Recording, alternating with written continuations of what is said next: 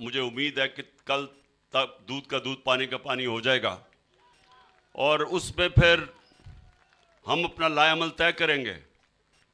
तो मैं आज ये अपनी सारे कारकुनों को, पाकिस्तान की अवाम को कहना चाहता हूँ कि अगर इन्होंने सुप्रीम कोर्ट और पाकिस्तान के आइन की खिलाफ वर्जी की तो सारी कौम ने अपने सुप्रीम कोर्ट और पाकिस्तान के आइन के साथ खड़े होना है। आप सब जरा मुझे हाथ खड़ा करके बताएं कि आप सब तैयार हैं?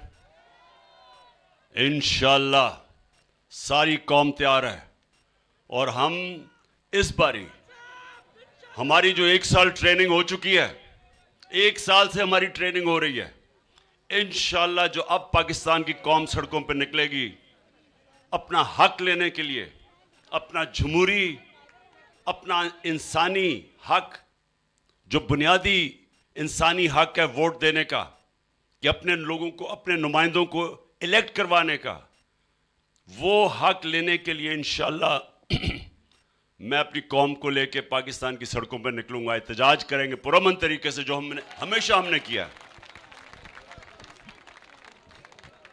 ओके फैसल, अभी तक पता नहीं, एक मिनट फैसल, अभी तक पता नहीं उसने ये इब्रार ने गाया है नहीं, लेकिन मैं वो चाहता हूं कि वो आज़ादी का जरा जो मेरा फेवरेट है। ठीक है, हाथ ऊपर।